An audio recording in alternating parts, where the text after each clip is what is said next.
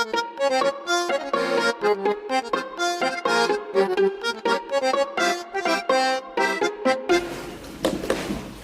started yesterday to learn a ma'amar from the Noam Elimelech, which we mentioned gave us one of the most important lessons in our Avodat Hashem, is to know when to stop, to think, and then to react. What Moshe Rabbeinu said, Asura, I will move back for a second. Of course, we're referring to the time when he was, when he saw the burning bush. Asura na, let me move back, ve'ereh, and I will see. Meaning, let me not be so impulsive. Let me stop, make an observation, think, digest, and then react. So we talked about that when Moshe Rabbeinu did that when he saw the burning bush. We started the ma'amar yesterday by talking about how one has to be very particular about not letting the Yetzer Hara fool you that you have mastered your tshuva. Because the Yetzer Hara knows how to sometimes give you a time off, to give you a break. So you will think that he left you alone, and then you off your guard, and that's when he attacks you. We started in the Mamar by asking how come there was two different ways of saying the same thing. In the beginning it says Hasne boer, the bush is burning, Einenu ukal, it does not get consumed by the fire, and right after that it says after that he says, Madua lo ne'echal hasne. Why is the sneh not being eaten or burnt? Two ways of saying it, the same idea, but a different way of saying it. Now we're just going to continue what we didn't finish yesterday. We're in the 12th ma'amar in the Noam Elimelech from the Parashat Shemot. Depending on the version you have, my version is page Kuf Kaf Hey, 125. If you have a more of an older or different version, it might be a different page. But nevertheless, if you count 12 ma'amarim in, this is the ma'amar that starts with O Yomar Vayira Elav Mitoch Hasneh. We are towards the end in the line that ends with Asura na ve'ereh, and the lines that we're starting is the Hatzadik Ole Tamid Mi Madriga Le Madriga. We have mentioned how Moshe Rabbeinu came day after day. There was 7 days of negotiating between Moshe Rabbeinu and Hashem. Moshe Rabbeinu refused to get the job. He did not want to be going down to Mitzrayim. He was very happy with his retirement. He was 80 years old. He had a wife, a kids, he had a business. He was like, leave me alone. Why are you bothering me right now? And of course, during the time of negotiating between Hashem and Moshe Rabbeinu still could not understand how the burning bush is being burnt, but it doesn't get consumed. We left off by saying that Moshe Rabbeinu, by saying that one should be careful from the Yetzer Hara till the last day of his life, and Moshe said, Asurana, I will move away, let me see what I can get from that. Now we continue by saying that Tzaddik Ole Tamid Mi Madriga Le Madriga, the Tzaddik, which referring to us, is constantly going from one level to another level. Kasher Yatmid Ba'avodato Yitbarach Shmo, Be'emet U'Betamim. When would you go up in your levels, from one level to another? Only when you're going to be very consistent in your Avodat Hashem. And not only that, first you have to have consistency. Can't do one day yes, one day no, one day like this, one day like that. You have to be consistent in your Avodat Hashem. And not only that you have to be consistent, you have to latmid. Latmid is to be very diligent. That's how we say diligent. Diligent. Put your mind to it, and not to let distractions come and take you away. Persistence. But more than that, most important, you have to apply two things that are the most important to your Avodat Hashem in order to climb from one level to the other. One of them is Be'emet, and the other one was Betamim. We mentioned yesterday that Be'emet can be explained as really, Be'emet. But the more accurate way is to explain it as Be'emet, with truth. We read it in different places, also in the Nosach of Shacharit. We say Be'emet V'tamim. But it sounds like the word in Hebrew, Be'emet, really. No, it comes and tells you, you want to grow up in your spiritual level, it can only be Be'emet, only when you apply truth. And Betamim. Tamim? Tastiness? No, Tamim is not Ta'im. Ta'im is with a Tit and a Ain. Tamim with a Taf and a Mem is innocent. But we explained a few days ago that Tamim comes from the word Tam, like Yaakov Avinu, Aya Ish Tam Yoshevu Alim. What is the explanation of Tam? A person that doesn't look to cheat. This is a person that is called Tam, honest. Unfortunately, we all have that little kid inside that says to you, oh, it's okay, you can cheat here. Nobody will notice. And the ones who walk into the supermarket and all the candies there, or the dry fruit or whatever, and we just taste. I want to make sure that the peanuts taste like peanuts. We always have this little kid that says, no, it's okay, you can cheat here, you can cheat there. And that can come in many different places, in many different ways, of course. Ishtam is a person that not only that doesn't have an agenda to cheat, he doesn't want to cheat. His agenda is to be honest. And when there's a way of maybe that chas v'shalom, it will be interpreted like cheating, or chas v'shalom, it will be cheating, right away, no, I don't want to have anything involved in it. We mentioned a couple times how severe the sin that is called gezel. Gezel is a very fine line, because it's stealing. You have to sneak at night through the window, or when nobody's watching. Gezel, you do it at broad daylight, and it doesn't seem like it's such a big deal that is happening. So ish tam, a person that is tamim, is a person that doesn't want to have anything to do with ramaut, with cheating. You need two character traits here: emet, truth, and innocent. And a person that's not looking to cheat. If a person really is persistent in his avodat Hashem, more than that is only way is truth. It's all about truth. And more than that, ishtam, no agenda for cheating. That's how the person comes to a level that the sechel has vision. Sechel is the intellect. Usually the sechel, the intellect, will be thinking. We learned in the morning there are different levels. There's Yehuda, was the admitting, Reuven is seeing, the vision coming from the word re'iyah. Shimon is the hearing coming from the word shmi'ah. So we know usually the intellect is about thinking. We want to reach to a level that my intellect sees. The same way that I see clear in broad daylight, or when there's a lot of light, or in a good clear day, I have good vision. I have good vision, you know what I can do? I can analysis what I see very well. If there's no good vision, I can't really tell you what I'm seeing. Like you go to an eye exam, you close one eye, the ones who cheat, I used to cheat like this. One of my eyes is not so good. So I used to, go like this, and well, my right eye is very good. My left eye is, with the years, it deteriorated. But you go to an eye exam, if you don't have good vision, the letter is blurry. Or if you're driving in a car and the windshield is very dirty or a strong wind, you can't see in front of you.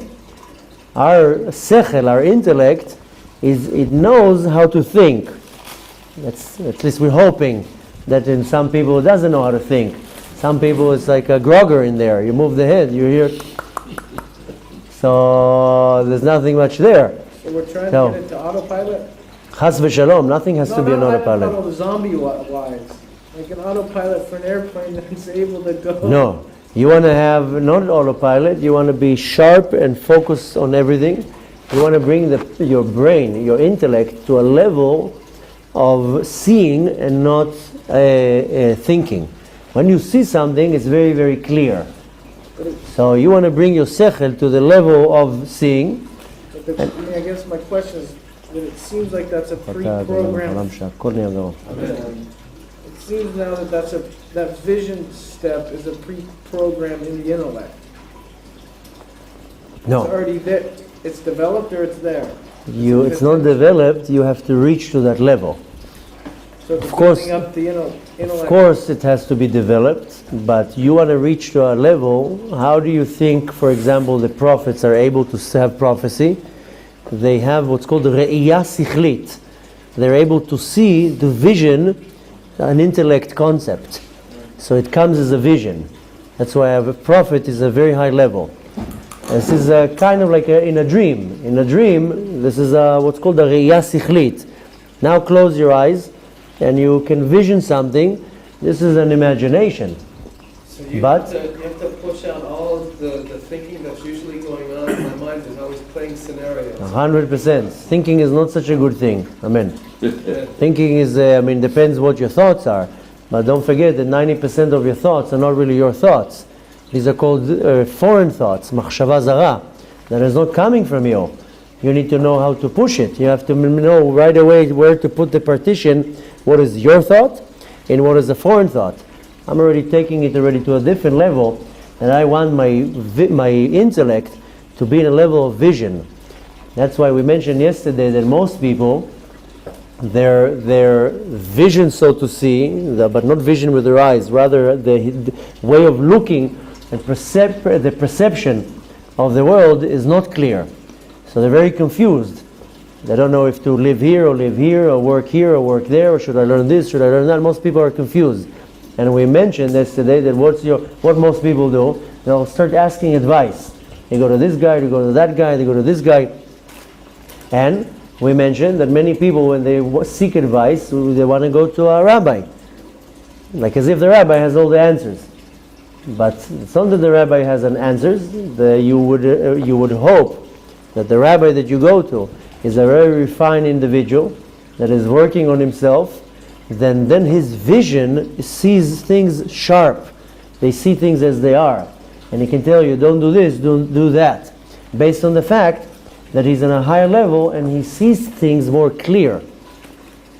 The point is that I want to reach to the level that my intellect has a very clear vision. This is called re'iyah sichlit, that my intellect is able to, so to say, see something, have an observation, and see it the right way. Why did I say before that Moshe Rabbeinu says, Asurana, let me move back. And what does he say? Ve'ereh, and I will see. No, Moshe is not seeing with his eyes. It's taking a situation, backing off, and saying, let me analyze the situation, and I will see. You know, sometimes you go to a person and you ask for something, he will tell you, let me check and I'll see if I can do it. What do you mean I'll see if I can do it? What, you're going to look if I can do it? No, you're going to analyze the situation and the options, and you will see, this is a seeing in your intellect, if you can do it or not. This is the re'iyah sichlit, this vision that the sechel, the intellect gets. This is explained in the book that is called Chovat HaLevavot. Kamevoar beChovat HaLevavot. This is a book that is a must to learn and to be read, written by Rabbeinu Bechayei. I offer that maybe we should start adding another class to start going through this book. There's two books there's a few books that I think it's a must for us to start learning, and one of them is Chovat HaLevavot. Another one is the Mesilat Yesharim. Anyways, there's a few other books, and there's a few other books that I think we should put our time to learn from.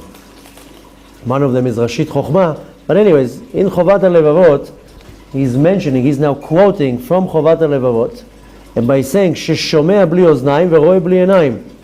A person sometimes hears something, but not with his ears, and sees something, but not with his eyes. While the person is already in this level, כל מה שעושה בעבודת הבורא יתברך דומה בעיניו שהוא ממעט בעבודתו יתברך שמו וזהו.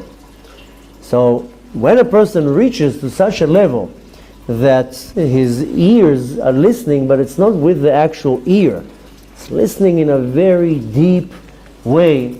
This is what we said, what we're learning in the morning about Reuven is the concept of Re'iyah, vision, and Shimon is the concept of Shmi'ah, of listening. This is a whole different listening. You know, you can sit and listen to somebody and not really concentrate on what the person is saying. For example, every day I spend about 2 or 3 hours on the phone talking with people. Baruch Hashem, we have a very large following online, and many people call and ask for advice. They want to ask a question. So about 2-3 hours every day, sometimes it's more. Then I take phone calls. They're short phone calls, 10 minutes, 15 minutes. But sometimes I can do something as I'm listening. Because it's somebody just, yapping. Nothing that requires much of an attention. And I can do something as I'm listening. Most of the time, I have to be so attentive because there's a lot of phone calls every day. It's not that I can schmooze on the call.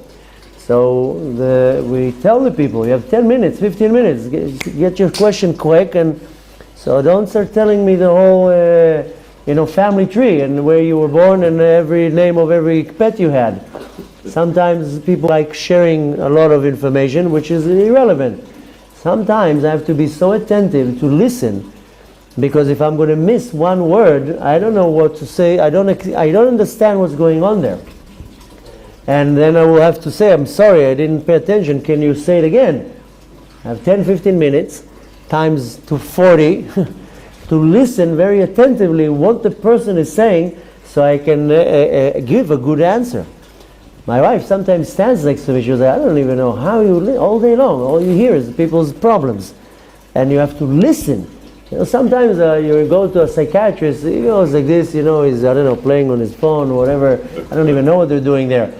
So if I would charge like a psychiatrist, I would feed you good food here. So what? They're counting the dollars, counting the dollars. But nevertheless, there's a level of listening and a level that you really hear. That's always what I tell my kids. I tell my kids, why didn't you do this? You didn't say so. Oh, I did. I said so. I didn't hear. Well, you didn't hear. You didn't listen. You heard, but you just didn't listen. So there are different levels in vision and in hearing, like the Chovat HaLevavot says. Sometimes you can see, but not with your eyes. Go to a tzaddik, he doesn't see with your eyes, his eyes. He sees in a completely different level. Same thing, he would listen in a completely different level. It seems sometimes, when a person does that it's diminishing his level of his service of Hashem. But it just seems like that. That's when Moshe Rabbeinu says, Asur ana ve'er'eh. Let me move back. Move back is not necessarily to back up, or to, how do you say back up? Back off? Back up? Retreat? This is not necessarily that Moshe Rabbeinu was backing up or backing off. He says, let me diminish right now my level so I can be more of a worthy vessel to receive what I have to see here. Moshe was a master at this thing. Excuse me? Moshe was a master at this diminishing act. Moshe knew how to diminish himself, how to nullify himself, to become tzanua, to become humble, to be able to receive. If I will be applying arrogance or ego or any type of motion that I feel myself as an existence or better than the person that is in front of me, then I'm not going to be able to receive from them anything. Not to help them and not for them to help me.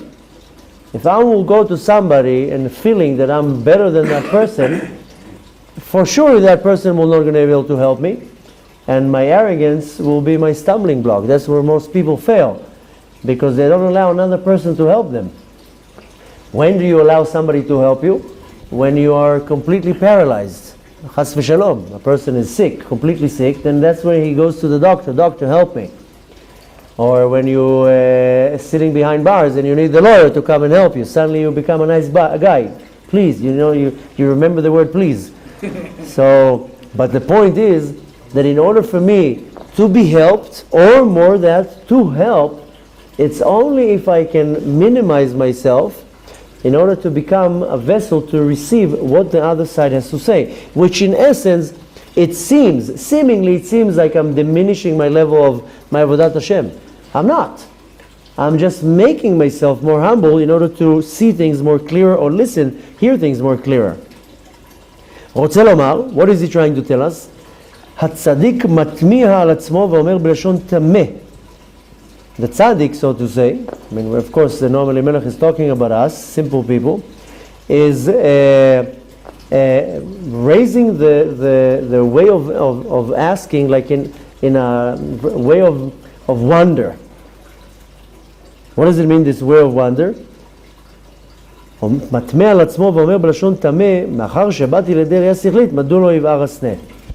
That's why Moshe Rabbeinu looked at the fire and he didn't understand why the fire is not burning. Basically, he moved himself away and he brought himself to the level of this wondering. I'm seeing something, but how come it's not burning? Is it wonder or curiosity? A wonder. A wonder. מאחר שבאתי לידי ראייה שכלית, Moshe Rabbeinu says, since I came, or we can apply to us, since I came to a level that I see something with my intellect, how come the sneh is burning and it's not being consumed? What's the meaning for that? As we mentioned above, שמוציא בעצמו חסרונות שמאמת בעבודת הבורא. I had to ask yesterday, what's this sneh? Sneh is a bush. The burning bush is called sneh. So, which is a very rare word. We don't really find it anywhere else. That specifically the word sneh. Nevertheless, when the person is able to minimize himself, the whole idea, what he's basically trying to say, is that I have to find the weaknesses and my faults. And the weaknesses and faults in my service to God. And when I know how to do that, יש בו עדיין יצר הרע. And the יצר הרע is always going to be saying to you, ואומר מדוע לא יבער הסנה בעבודתו יתברך ויתעלה. The יצר הרע is going to come and give you all these doubts and all these questions. Basically, in other words, what we're saying, when a person wants to grow spiritually and wants to reach to the level that his intellect, his mochin, the sechel, is in the level of re'iyah, when you see things, it's much more different when you see something and when you understand something. That's why now when we learn, it's all about giving good analogies and good metaphors. That's why unfortunately I have to use a lot of movies, because in the movie it's vision. It's almost like me going now to a certain country and I'm coming back and I tell you, don't ask, such a beautiful place. Really? What did you see there? The sky there is just gorgeous. Okay, so I know the sky is gorgeous, but I didn't see it. I don't know how gorgeous it is. The easiest way to explain it is a person goes to a vacation and he comes back and tells his friend, oh, I was in some deserted island. You can't even imagine, there was a fruit there out of this world. Can you describe me the fruit? I don't know. What was the color of the fruit? I don't know how to explain it. Was it red, green, yellow, blue? I don't have such of a color here. I don't know how to explain it. Okay, so how did it taste? Sour, bitter, sweet? There's no such a taste here. So the person that is experiencing it, he saw it with his own eyes, he tasted it, he has the knowledge. Now give over the knowledge, it's not the same level. It's a completely different level. So I want to reach to a point that what I'm learning, what I'm seeing, and what I know is in a level of a vision, that I actually see it. You know, there's a story that the Baal Tanya, we were learning from one of his books in the morning, he went to learn by the Magid from Mazrij. and Noam Elimelech from Lizansk were the same yeshiva. We mentioned that many times. The Baal Shem Tov had a student, the Magid from Mazrij, and he had a yeshiva, and whoever wanted to learn Chassidut went to him. And people came from different walks of life, from many different places, from different countries. And they left, so to say, their path, what they were on, and they came to learn from him. It was a big thing at the time. Everybody, the Baal Shem Tov became known, and everybody wanted to learn. But what is this Chassidut? So we find these big names in the world of Chassidut, and we hear about them in stories and the words of Torah, and we don't necessarily relate to the fact that they were all in the same yeshiva. So the head of the yeshiva was the Magid from Mazrij, and he had a whole group of students. Now we're learning from the Noam Elimelech, the Elimelech from Lizansk. He came from a city called Lizansk. His name, and all the students were named from where they came from. Rabbi Elimelech had a brother, Reb Zusha from Anipoli. He also was in the yeshiva. Levi Yitzchak from Bardichov, Israel from Ruzhin. Each one came from a different city, and each one, of course, needless to say, what a pillar he was. Later on, at the later ages, came the younger of all the students, the Baal Tanya. And he was known as Rabbi Shneur Zalman from Liadi. He didn't have the Tanya yet, he was young. The Tanya came many years later. This yeshiva was a warm place in Gan Eden. Just imagine all these pillars that each one learned from the student of the Baal Shem Tov, and then later on went and spread the word. So when the Baal Tanya went back to his hometown after many years, they asked him, "What did you learn in Mazrij?" So he said, "I learned to believe that I learned that there's a God." I mean, you learned that you didn't know there's a God before that. So the individual that was sitting with him told him, everybody knows there's a God. And to prove to him, he calls the servant, the maid servant, and he tells her, "Do you believe in God?" She's like, "Yes." Tells him, "You see, even the maid here believes in God." So the Baal Tanya told him, "Yes, she believes in him. I know he exists." So he reached to a level that was already in such a level, I don't just believe. I can believe in anything. I can believe in fairy tales. I can believe in the tooth fairy also if I want. But there's a big difference between believing and I know. I see it. When you see something, it's a whole different level. That's a level that we want to elevate myself, that I see things in a vision. Now, the way to do it, first of all, we said you have to be very persistent in your Avodat Hashem. Then you have to be emet. It's all about emet. Everything has to be truth here.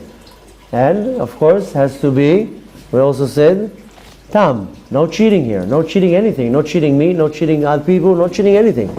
But more than that, I have to apply the motion of Moshe Rabbeinu, asura na ve'ereh. Asura is I have to minimize myself.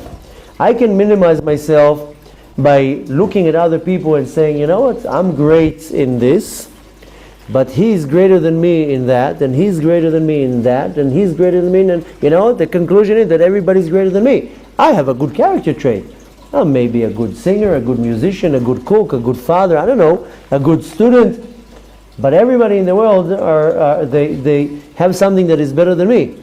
By that I humble myself, and I don't see myself that I'm above somebody else. But another approach of minimizing myself, this is what Moshe Rabbeinu was applying, is finding the faults in me. If I know to find my fault in me and say, you know what, I'm lazy, or whatever it is, I am a hothead, I get upset like that, or I'm impatient, or I'm judgmental. If you know how to spot in you your faults, that's minimizing yourself. That you know to say, okay, I know what I'm good at. I'm good at A, B, and C.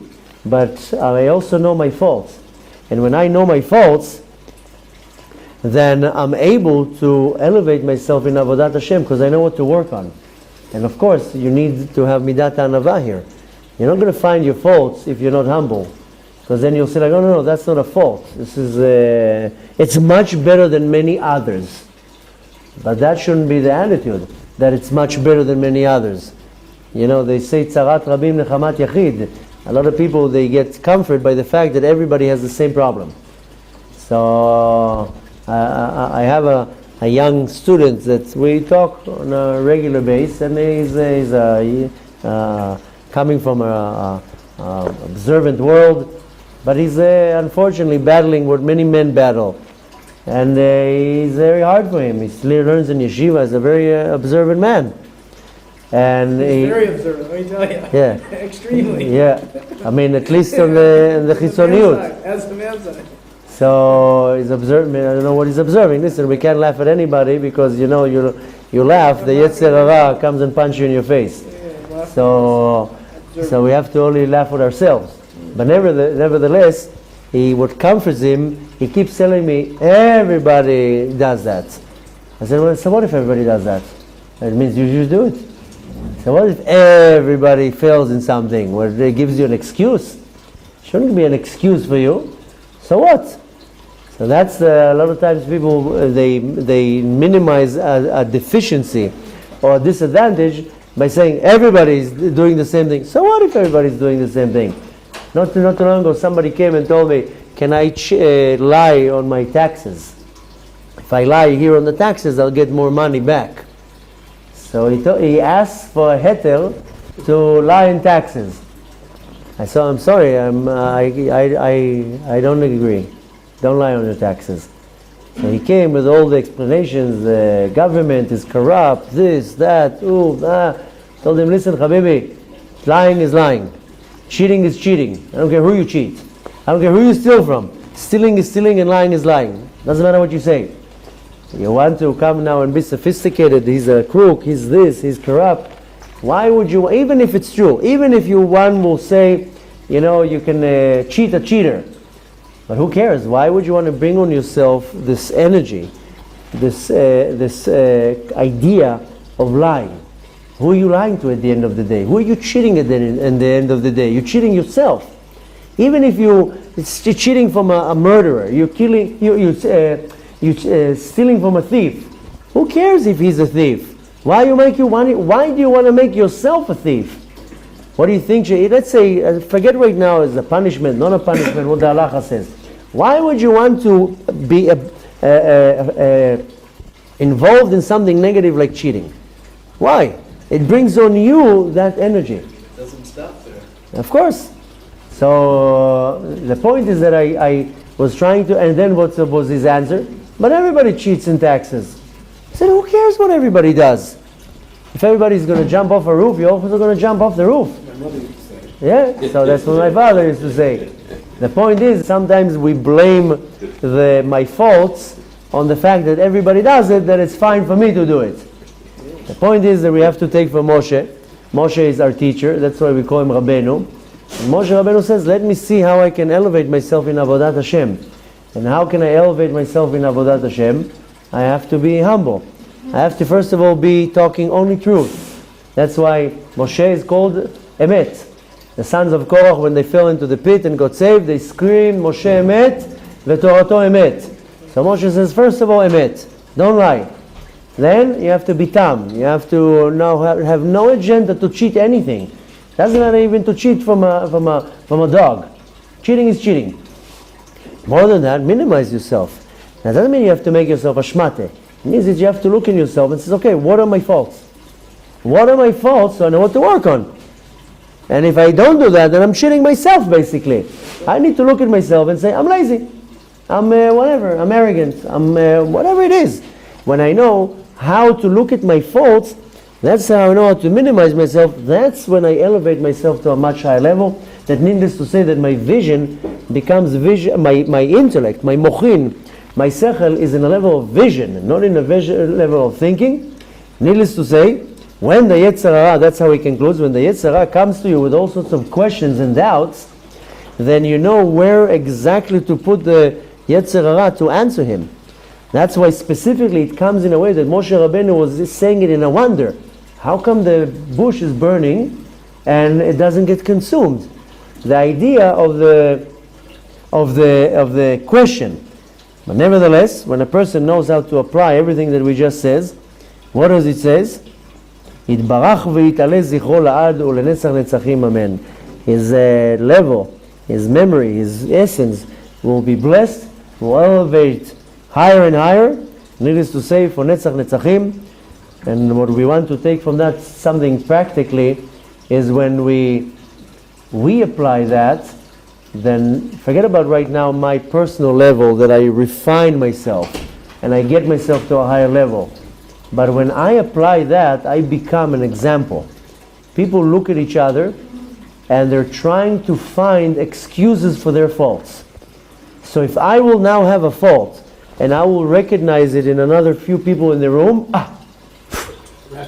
I'm not the only one, it's okay. But the point is that that's, needless to say, the wrong attitude. I have to look around and say, okay, I know what my fault is. Let me show the world around how I deal with my fault, so I can become an example that others can see, oh, you know what? He also had that, and look how he changed. And when you change, don't think that people don't notice your changes. People see you change. People are able to look at your face, people look at your expressions. You only see the world that way. You don't see how the world sees this way. People notice change in the way you walk, in the way you talk, in the way you pray, in the way you everything. I have an agenda to be an example. And if I can change myself, but to affect somebody else, then I reach to a much, much higher level. There's a few levels in learning Torah. Learning for the sake of learning for the sake of knowing, and learning for the sake of teaching. The highest level is to lilmod, la'asot ve'lelamed. To learn, to do, and to teach. That's the level. And I don't have to be a Moshe Rabbeinu for that, and I don't have to be the chief rabbi of the world. I need to be a good individual and saying, let me learn to apply so I can show and teach and inspire. This is exactly what the agenda of Moshe Rabbeinu. That's why he's called Rabbeinu. He got the title Rabbeinu, and not a tzaddik or a navi. You can give many titles to Moshe. He was a king too. We could have called him Moshe HaMelech, or Moshe HaNavi, or Moshe whatever. We call him Moshe Rabbeinu. Rabbeinu means our teacher.